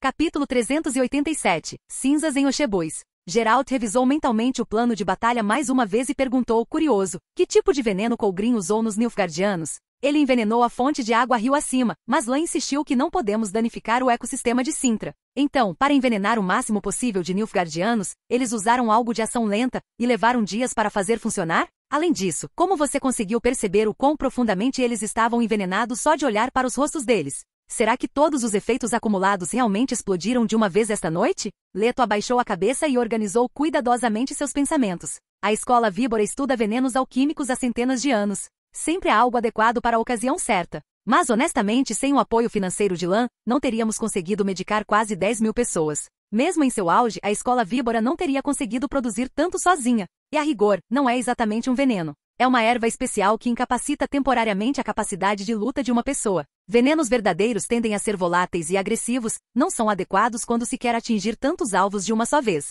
Herbologia é complicada. Se você estiver interessado em aprender, podemos repassá-la mais tarde. Afinal, agora somos todos parte da mesma ordem. Depois de responder a pergunta de Geralt, Leto se virou para Yennefer. Você pode usar magia para mudar o clima hoje à noite? Eu preferiria mais escuro, vai facilitar o ataque. A feiticeira, no entanto, foi muito menos cooperativa que o lobo branco. Ela lançou um olhar furioso para o bruxo víbora e disse, sou uma feiticeira, não uma druida. Rejeitado, Leto se retirou desajeitadamente e olhou para o sol que já se punha e para as nuvens espessas que cobriam o céu. Não se preocupe. Isso deve servir. White Wolf, volte e reúna sua unidade. Coordene com Lambert. Depois desta noite, o campo de batalha de Sintra será reescrito, por nossa causa.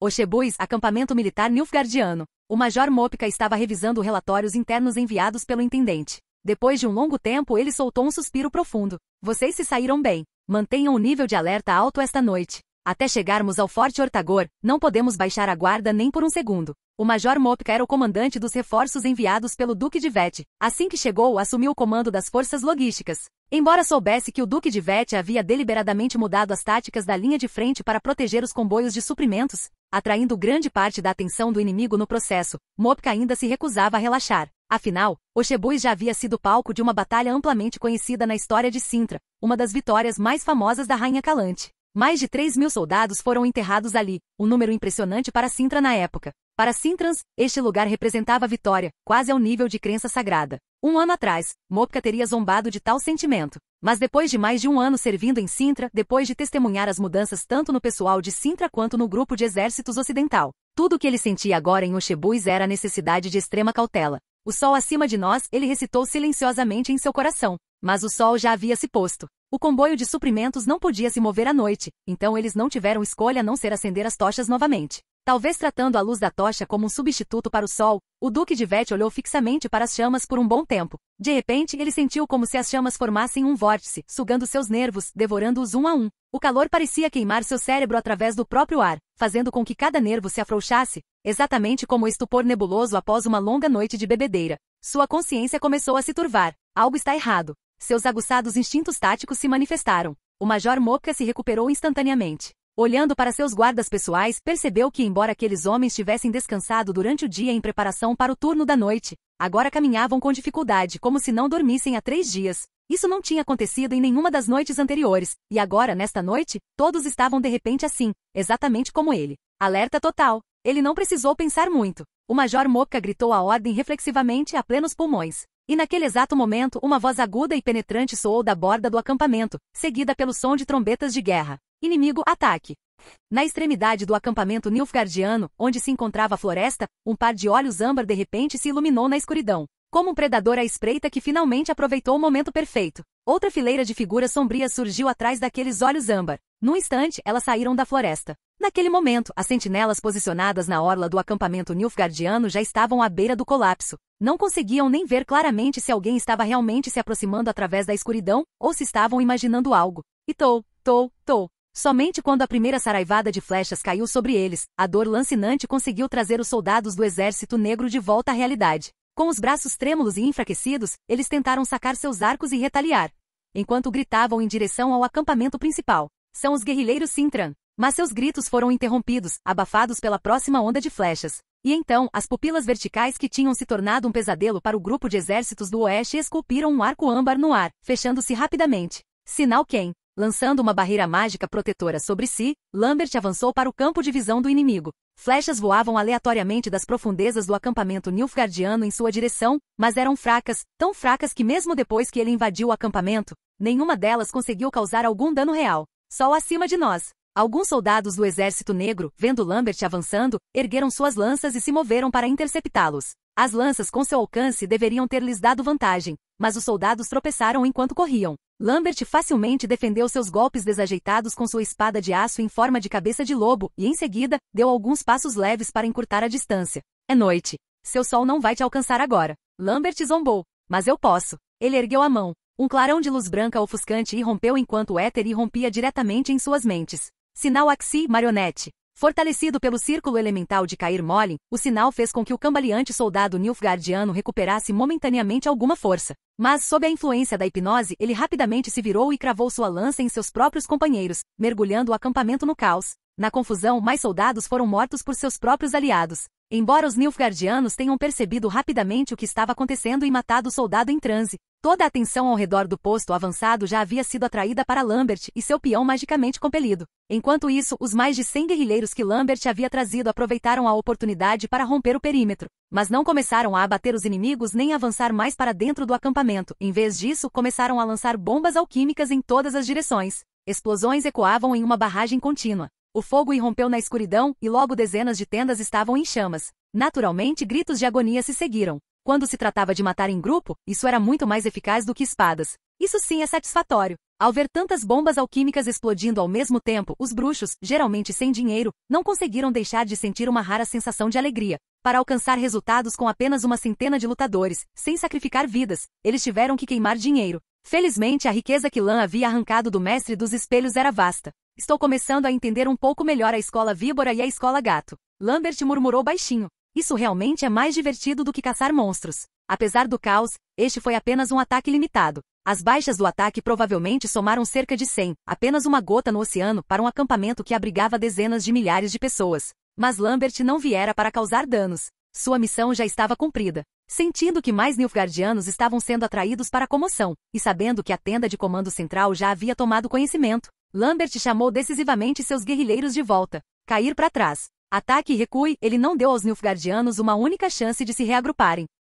Quantos inimigos existem? De que direção eles estão vindo? Mesmo em crise, o Major Mopka permaneceu um homem endurecido. Ele sabia muito bem, se falhasse em proteger a unidade de logística, seria um homem morto, morresse ali ou voltasse para Nilfgaard. Ele embainhou sua espada curta. Sangue escorria pelo seu braço, mas ele forçou seu corpo a liberar uma última onda de força. Ao mesmo tempo, Mopka gritava ao lado. Onde está o intendente? Diga a ele para trazer todos os antídotos e estimulantes que tivermos. Não importa o tipo, apenas distribua. A força do seu rugido quase o deixou sem fôlego. Sua visão turvou por um momento, e ele quase desabou no local. Felizmente, um mensageiro chegou naquele momento e relatou. Major, são os guerrilheiros de Sintra. Eles estão por toda parte. Que diabos você quer dizer com em todos os lugares? Em que direção? Estamos cercados? Quantos homens eles têm? Como eles poderiam nos cercar? O mensageiro foi recebido com uma saraivada de gritos. Perturbado, tentou novamente reorganizando cuidadosamente as palavras. Leste, sul e noroeste, unidades de guerrilha estão atacando das 3 direções. Mas seus números são pequenos, apenas algumas centenas. Não, talvez apenas uma centena em cada grupo. Eles não conseguiram passar. Mopka bateu os 2 punhos contra a própria cabeça e zombou friamente. Atacar nosso acampamento com unidades de guerrilha? Isso é suicídio. Toquem a trombeta. Reúnam todos que ainda puderem lutar no acampamento principal e preparem-se para um contra-ataque. Tentem capturar alguns desses guerrilheiros vivos, nós os interrogaremos. Espere. Ele parou no meio da frase, rejeitando subitamente o próprio plano. Várias informações começavam a se encaixar em sua mente. O envenenamento inexplicável. O fato de alguns esquadrões de centenas de homens ousarem atacar um acampamento de 10.000, e como todos recuaram no momento em que atacaram. Quantos soldados eles poderiam ter matado daquele jeito? Os Cintrans eram ousados, sim, mas não eram suicidas. Soem um alarme. Preparem todos para a batalha, mas não ajam de forma imprudente. Os Cintrans devem ter recebido reforços de algum lugar. Só não sabemos de onde ainda. Esses esquadrões de guerrilha só querem nos lançar no caos. Redobrem a guarda ao redor dos depósitos de suprimentos. O ataque principal deles está chegando. Bum! Uma explosão ensurdecedora sacudiu o ar, muito mais poderosa do que qualquer coisa que os guerrilheiros já haviam desencadeado. A explosão foi forte o suficiente para abrir uma brecha em suas defesas. Mas em vez de entrar em pânico, os olhos do Major Mopka brilharam. Eles estão partindo para o ataque principal agora? Tão impacientes? Soem a retirada para o perímetro externo, atraiam os Cintrans para dentro. Mobilizem todos os soldados aptos dos outros setores. Vamos esmagar essa força de apoio que eles trouxeram. Sim, senhor. No local daquela enorme explosão, que havia criado comoção suficiente para uma unidade de 1.000 homens, Geralt estava reunindo seu esquadrão de guerrilha. Com apenas 100 homens. Ele podia sentir o exército nilfgaardiano se movendo ao seu redor e teve dificuldade em discernir o que o comandante inimigo estava planejando. Mas a missão, atrair a atenção do inimigo e ganhar tempo para os outros, parecia estar completa. Use todas as últimas bombas e depois recue. Geralt gritou a ordem já totalmente acostumado a esse tipo de guerra explosiva. Depois de dar instruções ao seu segundo em comando, ele se virou e caminhou em direção a Yennefer. Atrás dele, a feiticeira estava com os braços erguidos. Ondas violentas de energia caótica giravam ao redor dela, e o medalhão de lobo de Geralt pulsava loucamente contra seu peito. Capítulo 388. Operação Presa da Serpente. Faíscas, gritos e sons de combate ecoavam constantemente nas linhas de frente. Um esquadrão guerrilheiro após o outro entrou em confronto com o acampamento principal nilfgaardiano. Eles incitavam o caos e depois recuavam com a mesma rapidez. Quanto ao comandante-geral das forças guerrilheiras, Leto permaneceu escondido nas sombras, com os olhos fechados em meditação silenciosa, completamente imóvel. O Major Mopka presumira que os guerrilheiros de Cintra haviam recebido novos reforços e estavam lançando um ataque completo. Na verdade, porém, ainda se tratava apenas do esquadrão de 100 homens liderado por Geralt, uma ilusão de força avassaladora criada inteiramente pela magia de Yennefer. Os verdadeiros reforços estavam atrás de Leto. Júlia, conhecida pelo codinome Gatinha Bonita, olhava atonita para as costas largas do homem careca. A simples visão dele lhe causava uma pressão não menos avassaladora do que a de Gerd, o bruxo com aparência de urso. Atrás de Júlia estava seu batalhão de 1.000 soldados da Companhia Livre. Nas últimas semanas, eles usaram táticas de guerrilha, dividindo-se em unidades menores e depois se reagrupando,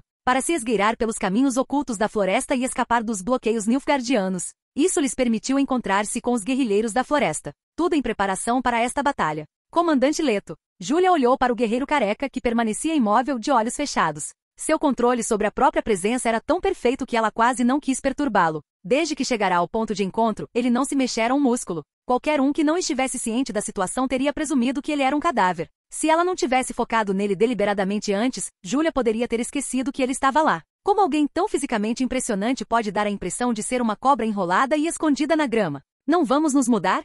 Ela perguntou timidamente. Com um longo suspiro, Leto finalmente abriu os olhos. Júlia encarou aquelas pupilas âmbar, semelhantes a serpentes, por 2 segundos antes de desviar o olhar involuntariamente. Coronel Júlia, ainda precisamos esperar um pouco mais. Esperar o quê? É abaixe, abaixe, abaixe. O som de asas batendo no céu noturno chamou a atenção de Júlia. Um corvo desceu por perto, normalmente invisível em uma noite tão profunda, e inclinou a cabeça enquanto os observava. O corvo parecia estar esperando por algo, mas Leto apenas o encarou em silêncio, sem fazer nenhum movimento. Estamos esperando? Perguntou Júlia incrédula. Depois de testemunhar Bill devastando Brokilon em sua forma de urso, ela pensou que sua capacidade de aceitar o bizarro havia sido levada ao limite. Esse corvo também poderia ser alguém transformado? Leto não respondeu. Simplesmente continuou a observar o pássaro em silêncio. O silêncio constrangedor foi finalmente quebrado por uma explosão no ar. Um portal vermelho se abriu acima deles, deixando Júlia e seus guerreiros tensos enquanto se posicionavam em alerta, bem a tempo de ver Yennefer e um Geralt atordoado saírem cambaleando. Leto soltou um suspiro de alívio quase imperceptível. Ondas de energia caótica irradiavam do corpo de Yennefer, e o corvo no galho pareceu finalmente satisfeito. Suas penas brilhavam como se a neve derretida as estivesse lavando, revelando um crânio de cristal translúcido por baixo. Fortalecido pela magia, o crânio flutuou em direção à palma aberta de Yennefer. À medida que as pupilas da feiticeira dilatavam, ela estabeleceu uma conexão mental, sintonizando-se com uma nova consciência, começando a testemunhar um mundo diferente através dos olhos de outra pessoa. Enquanto Yennefer lançava seu feitiço, Geralt balançou a cabeça e foi até Leto para relatar. Yennefer e eu fizemos uma cena e tanto. O inimigo nos confundiu com a força principal de ataque e está tentando nos atrair para o fundo do poço. Mandei os guerrilheiros jogarem todas as bombas e recuarem. Depois disso, Yennefer e eu continuamos lutando atrás das linhas inimigas. Confirmamos que eles já concentraram suas forças principais em nossa direção. Então, você quer que eu ajude com o próximo passo? Espera aí, que diabos você está vestindo? Geralt parou de falar, com os olhos fixos na vestimenta de Leto. O bruxo vestia uma armadura negra que na penumbra da noite, o fazia parecer quase indistinguível de um Nilfgaardiano. Leto não respondeu à pergunta final de Geralt. Em vez disso, assentiu para si mesmo e deu instruções. Preciso da sua ajuda. Em um instante, entregarei o comando a você. Você liderará a companhia livre para queimar os suprimentos do inimigo. Tentarei alcançar uma vitória maior em outro lugar. As outras equipes de guerrilha estarão à espreita por perto para apoiá-lo quando tiver sucesso. Você ainda tem sonho de dragão e estrela dançante suficientes? Não vou precisar deles para onde estou indo, leve os meus. Geralt encarou a roupa de Leto por um longo tempo antes de soltar um suspiro pesado. Este pode ser o seu antigo ofício, mas não me diga que foi uma decisão de última hora. Leto confirmou a suspeita. Estou planejando isso há algum tempo. Geralt suspirou novamente. Nesse momento, tanto ele quanto Leto sentiram os medalhões em seus peitos começarem a tremer violentamente. Yennefer expirou lentamente. Em meio a uma poderosa onda de energia caótica, o crânio de pássaro de cristal em suas mãos mais uma vez se transformou em um corvo vivo. Eu vi. A força principal do inimigo de fato se deslocou na direção de onde Geralt e eu atacamos, mas há uma área onde as defesas deles não foram reduzidas. Deve ser o celeiro deles. A tez da feiticeira empalidecera ligeiramente. Mesmo para ela, os esforços da noite quase esgotaram suas reservas mágicas. Ele vai te levar até o celeiro, disse Yennefer, apontando para o corvo. Eu não vou. Leto assentiu. Você já fez o suficiente. Geralt, pela primeira vez, demonstrou visível preocupação. Yennefer, porém, zombou da mudança de expressão. Não me olhe como se eu fosse uma flor delicada. Terminei minha parte hoje à noite, você não. Com isso, Yennefer jogou o cabelo para trás, deixando para trás o aroma de lilazes e groselhas ao abrir outro portal. Pouco antes de desaparecer no vazio, deixou um último comentário pairando no ar. Não se esqueça de trazer minhas coisas de volta. O corvo, ainda pousado no ombro de Geralt, inclinou a cabeça enquanto observava a orgulhosa feiticeira desaparecer no nada. Leto puxou o capuz, todo o seu corpo se fundindo nas sombras, a expressão escondida. Feiticeiras, hein? Lobo Branco não respondeu à brincadeira de Leto. Deu de ombros e mandou o corvo embora. Hora de trabalhar. Como assim eles desapareceram? Com todo esse barulho? Com tantos inimigos? Gritou o Major Mopka, perdendo completamente a compostura. O mensageiro que ele havia agarrado pelo colarinho parecia igualmente perplexo. Encontramos toneladas de fragmentos. Eles usaram muitas bombas alquímicas. Quando apertamos o cerco, realmente vimos muitos guerreiros sintranos. Mas então eles desapareceram de repente assim, do nada. Como ilusões. O Major Mopka respirou fundo. Se não foi porque seus esquadrões da linha de frente foram especialmente afetados pelo veneno, então deve ter sido mágica. Ele soltou o mensageiro e se obrigou a manter a calma. Táticas mágicas não eram raras para as forças solistas. A existência de unidades de feiticeiros não era segredo. Com a patente de Mopka, ele tinha acesso a muitas das armas de ponta do Império. Feiticeiros, bombas alquímicas, balistas de escorpião de fogo, lançadores de cadáveres, catapultas. A filosofia de guerra do Império estava à frente da do Norte em mais de uma geração. Mas que se dane, devido à logística e outras complicações, nada disso foi fornecido ao grupo de exércitos ocidental. E agora Nilfgaard estava sendo taticamente superado por um pequeno Sintra. Mopka ficou furioso, mas de repente sentiu um arrepio na espinha. Os feiticeiros do norte tinham alto status. Um mago capaz de criar tanto caos poderia facilmente comandar sua própria unidade no sul. Então, por que um feiticeiro causaria uma comoção tão grande? De repente ele se virou e viu chamas subindo alto no céu, iluminando seus olhos. Aquela direção era o celeiro. Estava acabado. Principal. Eu vejo, murmurou Mopka. Um incêndio tão grande. Como eles conseguiram ateá-lo? Ah, é verdade. Eles tinham uma feiticeira. E bombas. E um bruxo. Principal. O mensageiro tentou acordar seu comandante, mas Mopka já estava caído no chão, sem responder aos gritos ao seu redor. Seu ajudante cerrou os dentes e assumiu o comando. O exército nilfgaardiano, estritamente hierárquico, jamais se deixaria levar pela paralisia. Uma trombeta soou abafada, e quase todos os soldados aptos correram em direção ao celeiro. Claro que mesmo sem a buzina, todos já sabiam em que direção deveriam correr. A exaustão que o Major Mopka vinha reprimindo com pura força de vontade e dor subitamente ressurgiu. Sua visão ficou turva. Naquela névoa, ele vislumbrou um par de olhos âmbar, semelhantes aos de uma serpente, e o brilho fraco, porém ofuscante, de uma lâmina. E Selic, o Major Mopka jamais se levantaria novamente. Um jato de sangue jorrou de seu corpo enquanto ele desabava pesadamente no chão. Embora a noite não estivesse tão escura a ponto de não ser possível ver a mão na frente do rosto, a visibilidade ainda era ruim. O incêndio ao longe não fornecia luz suficiente para uma observação adequada, e as sombras bruxuleantes que ele projetava só dificultavam a visão clara. Some-se a isso o caos de pessoas correndo por todos os lados e policiais gritando ordens, e não foi surpresa que ninguém tenha percebido o que tinha acontecido ali perto. Até mesmo os próprios guardas de Mopka mal perceberam sua queda. Depois de engolir um frasco de Cat, a visão de Leto se aguçou dramaticamente. A luz ofuscante do fogo diminuiu, as sombras negras e densas se iluminaram e os tons de cor do mundo se uniformizaram. Cada borda e contorno se tornaram nítidos. Ele olhou para o ajudante que assumirá o comando e abaixou a cabeça, pensativo. Como uma serpente deslizando silenciosamente pela grama, ele avançou lentamente. 10 respirações depois, um grito estridente soou. O major foi assassinado. As chamas rugiam, a fumaça subia e todos os guardas reais empalideceram de terror. Rachadura. A bandeira do sol negro no centro do exército emitiu um som terrível ao cair no chão com um estrondo farfalhante ao vento. O fogo começou a traçar as bordas douradas do símbolo do sol negro na bandeira, incendiando o sol.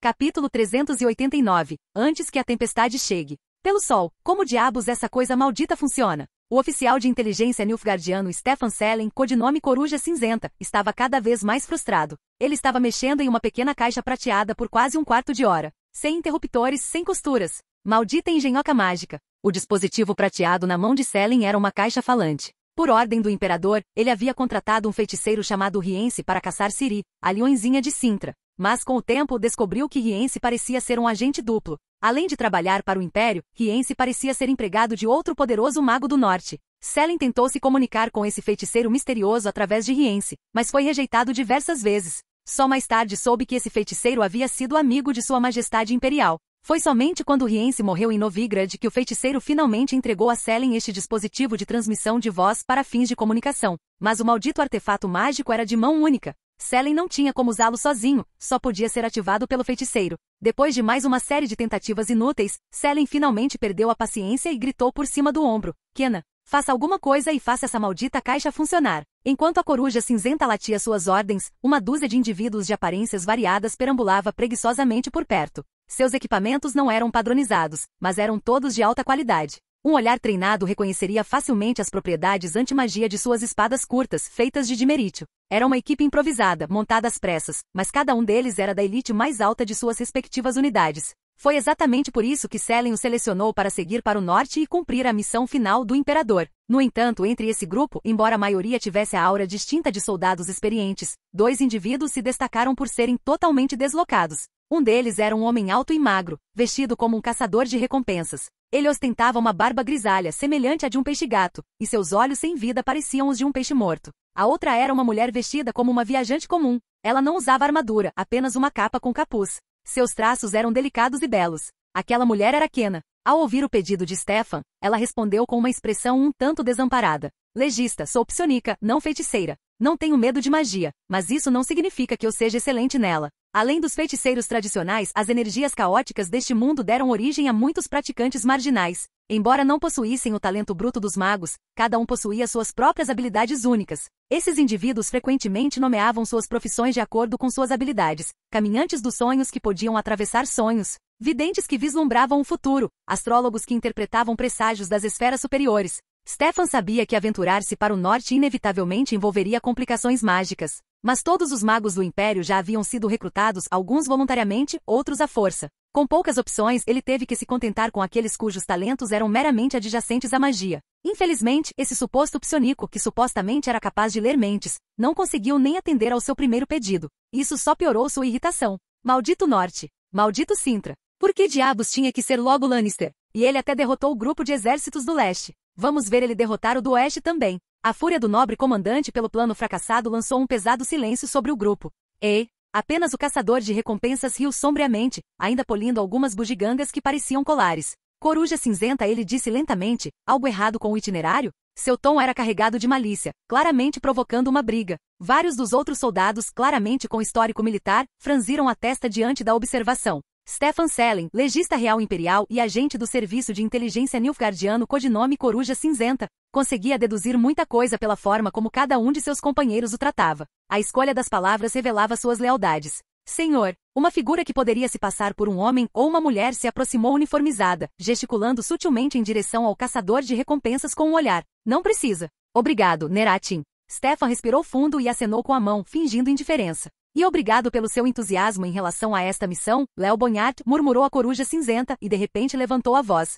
Mas se você realmente quer ganhar essa maldita recompensa, é melhor aprender a hora de ficar quieto. Léo Bonhart apenas deu de ombros e soltou outra risada sinistra. Não disse mais nada depois disso. Nesse momento, a pequena caixa prateada na mão de Grail começou a vibrar. Uma voz distorcida emergiu de dentro. Bom dia. Saudações a todos os presentes, especialmente ao Sr. Selene. Droga, seu feiticeiro furtivo, sempre se escondendo nas sombras. Você tem ideia de quanto tempo eu esperei por você como um idiota, viu? O homem do outro lado da linha interrompeu Grail antes que ele pudesse dizer seu nome. Chega, senhor. Droga. Stefan não estava tão furioso quanto fingia estar, mas teve que agir como se estivesse. Você é como uma aranha gorda e antiga espreitando no escuro, esperando o primeiro tremor na sua teia. E agora nem se dá o trabalho de dar as caras ou falar comigo na hora certa? Essa é uma metáfora um tanto comovente, coruja cinzenta, veio a voz agora fria do outro lado da caixa. Chega de bobagens, viu, feiticeiro, disparou coruja cinzenta, ainda cheia de veneno. Como combinamos, precisamos nos encontrar pessoalmente. Claro, como combinamos.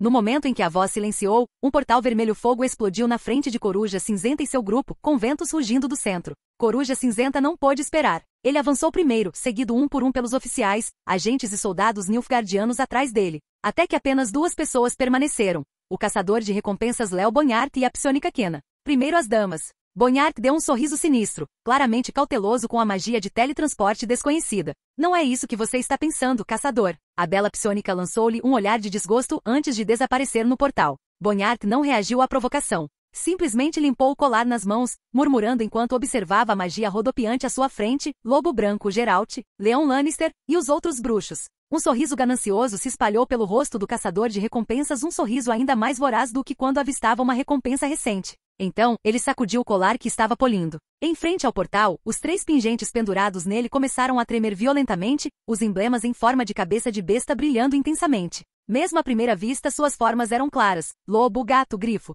A escuridão engoliu tudo por um instante, então, de repente, a luz irrompeu. Quando sua visão clareou, coruja cinzenta se viu dentro de um antigo castelo. Através das janelas, ele podia ver o céu sombrio e as ondas quebrando na costa. Eles passaram por um portal, mas outro estava à frente. Atravesse este portal e você me verá, disse a voz da caixa. Você sozinho. Os outros fiquem para trás. O que isso quer dizer, feiticeiro? Minha identidade atual não é adequada para ser revelada a muitas pessoas, coruja cinzenta. Seu imperador concordaria. Os soldados imperiais hesitaram, mas Bonhart já estava rindo. Ele caminhou até uma mesa comprida, já posta com carnes assadas, frutas frescas e vinho fino. Estou começando a gostar daquele seu feiticeiro, coruja cinzenta. Ele se sentou pesadamente, seus olhos de peixe morto brilhando de alegria. Pena que não tem vodka. Coruja cinzenta lançou um olhar ao caçador de recompensas, demorando-se um momento nos 3 medalhões de bruxo em seu peito. Depois acenou para os soldados que o acompanhavam. Descanse aqui. Aguarde meu retorno. Sem esperar por uma resposta, ele entrou no segundo portal. Bum, o estrondo baixo soou, e quando sua visão clareou novamente, coruja cinzenta percebeu que o portal atrás dele havia desaparecido.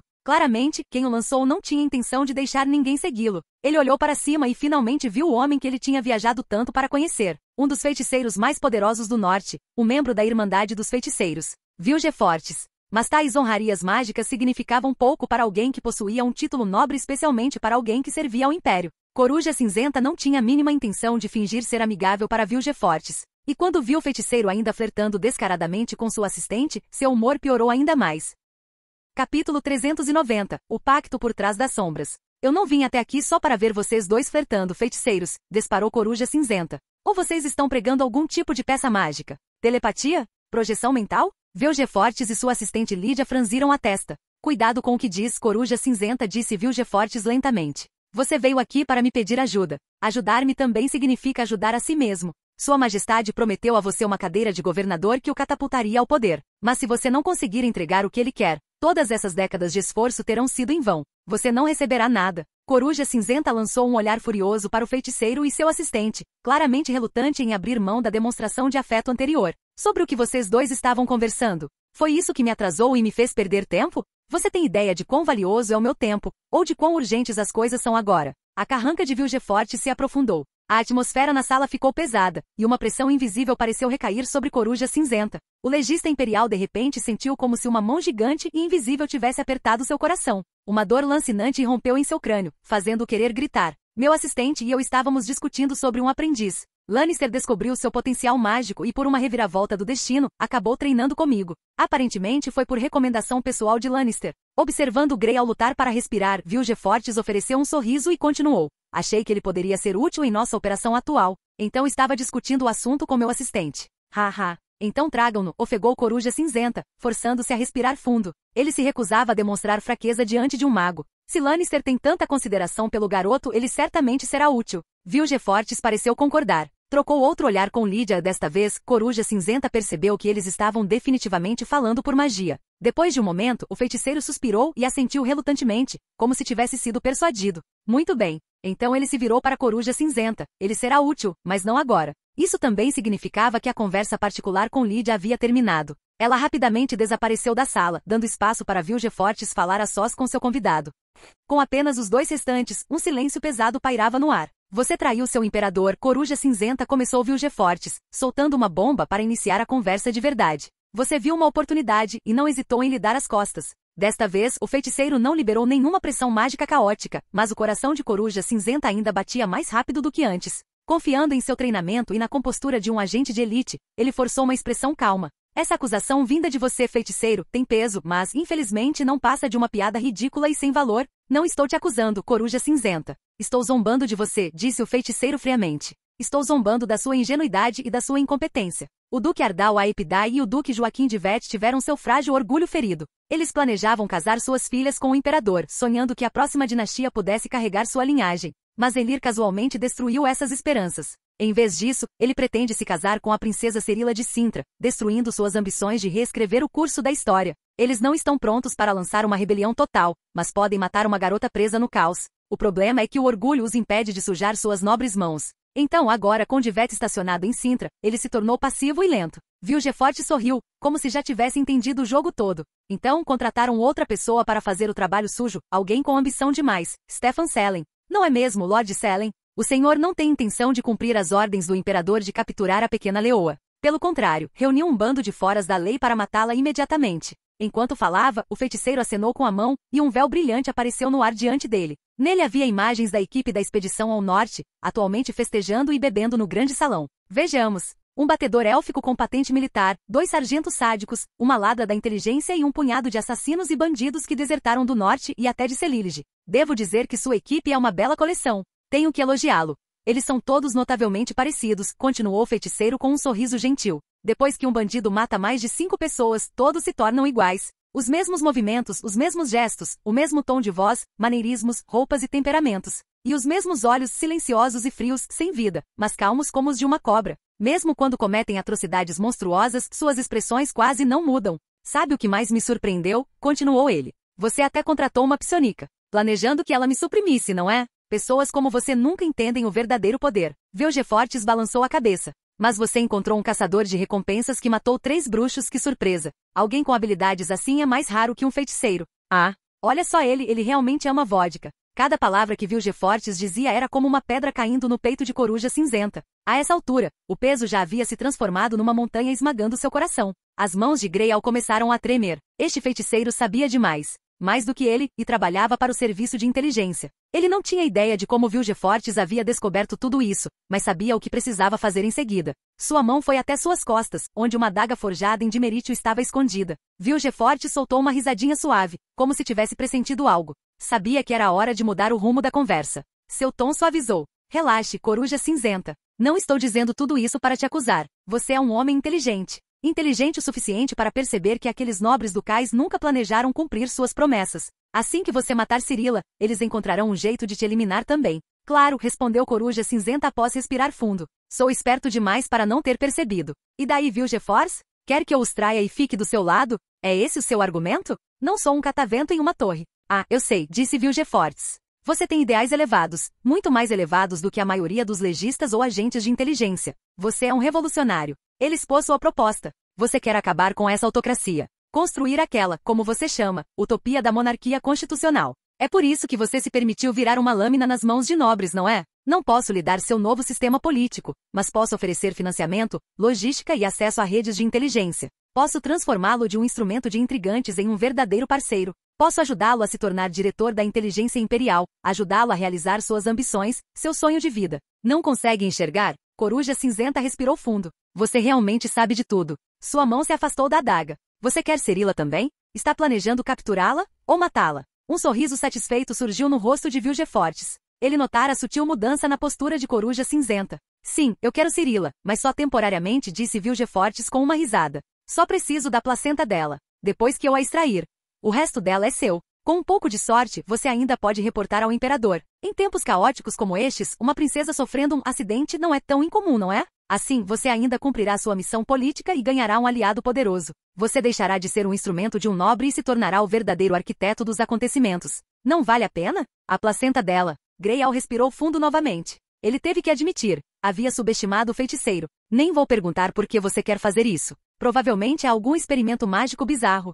Vilgefortz respondeu com um sorriso satisfeito. Vamos manter um pouco de mistério entre nós. Então, segundo você, tudo o que preciso fazer é continuar com minhas funções atuais sem mudanças, e uma vez concluídas vou embora com uma recompensa enorme? Parece que acabei de ganhar na loteria, não é? Exatamente. Você só precisa continuar fazendo o seu trabalho, assentiu Vilgefortz. Só há um pequeno e inofensivo passo a passo adicionado ao processo. Então vamos voltar ao nosso tópico original, a razão pela qual vim aqui em primeiro lugar. Greyal balançou a cabeça levemente, como se nada da conversa anterior tivesse acontecido. Mas no fundo, ele sabia que muitas coisas já haviam mudado. Vim pedir sua ajuda para planejar como capturar a princesa Cirila em Brokilon.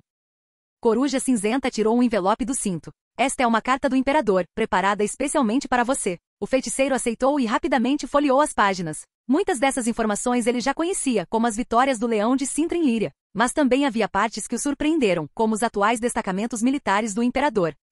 Esperto e decisivo. Então o imperador planeja atrair Lannister e sua força principal assim? Muita gente vai morrer. Essa é a desvantagem da ditadura. É por isso que eu quero. Sim, interrompeu Vilgefortz. Muito bem. Com o exército estacionado ao redor dela, nem eu conseguiria passar e tomar Cirila. Então qual é o seu plano? Eu comando uma companhia de mercenários com mais de 100 homens. Posso abrir um portal para enviar você e eles diretamente para os arredores de Brokilon. Eles são uma força de ataque de elite. Tanta gente assim? Daqui até o norte de Cintra? Mesmo para um feiticeiro isso é. Não sou um feiticeiro qualquer, disse Vilgefortz, balançando a cabeça. Como eu disse, serei um aliado poderoso. Coruja Cinzenta lutou para conter a excitação. Mas ainda há riscos. Não é o suficiente. Claro. Para sua surpresa, Vilgefortz concordou com a cautela. Um plano tão complexo precisa ser impecável. Eu sou essa garantia, Coruja Cinzenta. Já ouviu falar da conjuração da traição dupla de Alzur? Foi como se um martelo enorme tivesse atingido um sino gigante na mente de Coruja Cinzenta. Sua visão ficou turva de tontura. Ele não sabia muito sobre feiticeiros, mas o nome Alzur soou mais alto que um trovão. Obrigado por assistir. Se gostou, deixa o like e inscreva-se. Quanto mais apoio, mais vídeos, e se possível apoie o canal doando no Pix do canal na descrição. Qualquer valor ajuda, assim o canal pode trazer vídeos de autores pagos, e novos vídeos são postados com mais frequência. Muito obrigado a todos, curtam o canal.